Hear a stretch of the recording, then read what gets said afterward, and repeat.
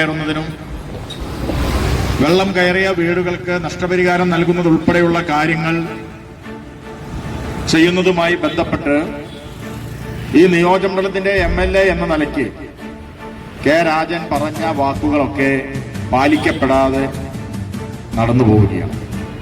ഏറ്റവും പ്രധാനപ്പെട്ട ഒരു കാര്യമെന്ന് പറയുന്നത് വെള്ളം കയറിയ വീടുകൾക്കും കൃഷി നശിച്ച കർഷകർക്കും കച്ചവട സ്ഥാപനങ്ങൾക്കും ഓഗസ്റ്റ് 31-ാം തീയതിക്കകം നഷ്ടപരിഹാരം നൽകാമെന്ന് പറഞ്ഞ MLA, ആ MLAക്ക് ആ വാക്ക് പാലിക്കാൻ എന്തുകൊണ്ട് കഴിഞ്ഞില്ല എന്നുള്ളതാണ് ഈ സമരത്തിൽ കർഷക കോൺഗ്രസ് മുന്നോട്ട് വയ്ക്കുന്ന പ്രധാനപ്പെട്ട ഒരു വസ്തുത.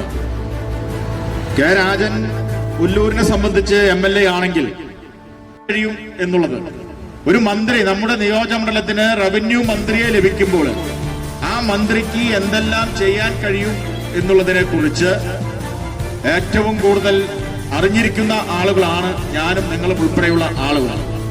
കേരളത്തിലെ രണ്ടാമൻ എന്ന് കൊട്ടിഘോഷിക്കപ്പെടുമ്പോൾ പ്രിയപ്പെട്ട ജനാധിപത്യ വിശ്വാസികളെ, നിങ്ങൾ അറിയണം, കേരളത്തിലെ രണ്ടാമനാണ് കെ രാജൻ എങ്കിൽ പിണറായി വിജയൻ കഴിഞ്ഞ് അദ്ദേഹത്തിന്റെ താഴെ നിൽക്കുന്ന മന്ത്രിയാണ് കെ രാജനെങ്കിൽ കെ രാജൻ ഈ നിയോജകമണ്ഡലം ഇന്ന് വരെ കണ്ടതിൽ ഏറ്റവും മികച്ച രീതിയിൽ കൊണ്ടുപോകാൻ തയ്യാറായി കടന്നു വരേണ്ട ആളായിരുന്നു എന്നുള്ളതാണ് യാഥാർത്ഥ്യം.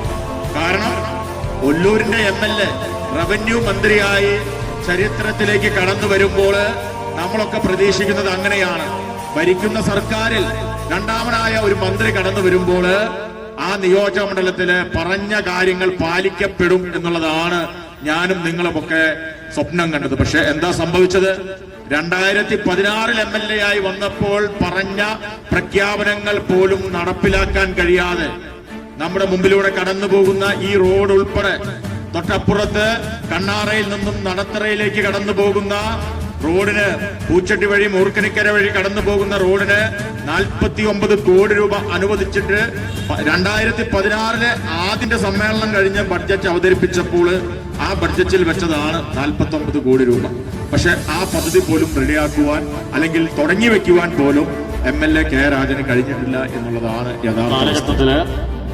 4 രൂപ 25 പൈസയ്ക്ക് ഒരു യൂണിറ്റ് വൈദ്യുതി വാങ്ങുന്നതിന് 25 വർഷത്തേക്ക് കരാറുണ്ടാക്കി.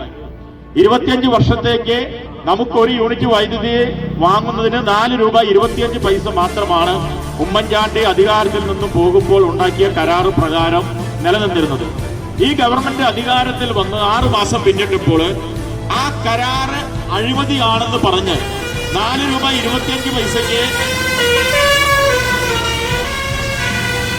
4 രൂപ 25 പൈസയ്ക്ക് നമുക്ക് ലഭിച്ചുകൊണ്ടിരുന്ന വൈദ്യുതിക്ക് ആ കരാർ റദ്ദാക്കി 8 രൂപ മുതൽ ഒരു യൂണിറ്റിന് 12 രൂപ വരെ വരുന്ന തരത്തിലേക്ക് വൈദ്യുതിയുടെ ചാർജ് വർദ്ധിപ്പിച്ചു.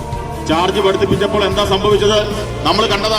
ഉമ്മൻചാണ്ടി ഗവൺമെന്റ് കേരളത്തിൽ അധികാരത്തിൽ ഉണ്ടായിരുന്ന കാലത്ത് 1083 കോടി രൂപ കടമുണ്ടായിരുന്നത് ഇന്ന് വൈദ്യുതി വകുപ്പിന് 45,000 കോടി രൂപ കടത്തിലേക്ക് എത്തുന്ന സാഹചര്യമുണ്ടായി.